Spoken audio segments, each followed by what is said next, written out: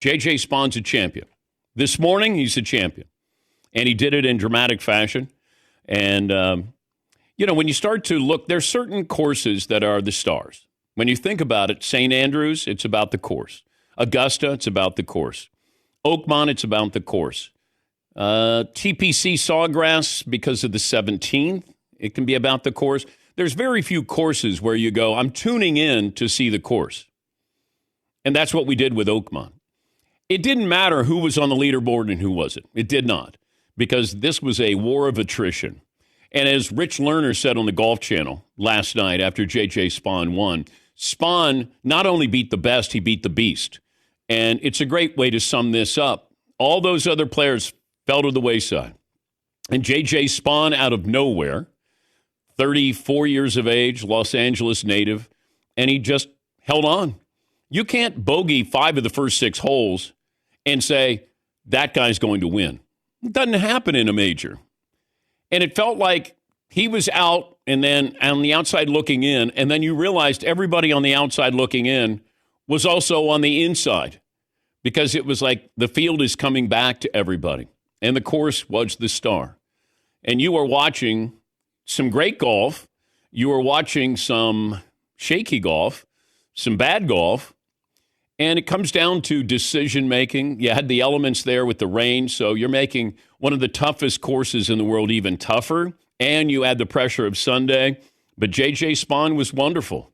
And he did what you want a champion to do. The only golfer to finish under par, and the first U.S. Open winner to start his final round 3 consecutive holes over par, and the 5th champion to birdie the final 2 holes. That's what should stand out. That's what people should remember. The drive on 17 and ending up with a birdie, and then the birdie putt on 18. Here is how it sounded with the winning putt. Just want to cozy it up. Don't need to make it. 2 putts.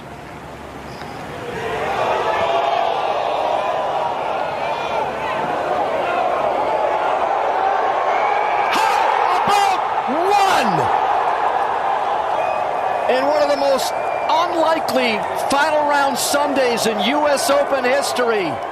J.J. Spaun closes the deal with a birdie at the last.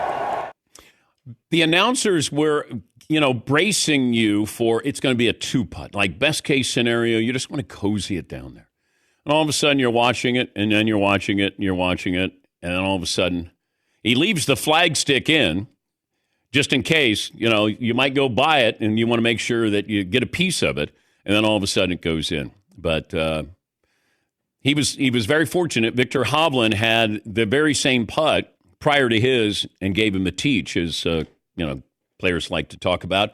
That's where you walk right behind the guy after he putted, and then you get your teach on the speed and also the angle. And here is J.J. Spaun after the win. But yeah, Victor, we kind of got a good line, a good read on the speed. I was more focused on how hard he was hitting it. I kind of knew the line already, but it looked like he gave it a pretty good whack because it started raining there for the last 10, 15 minutes.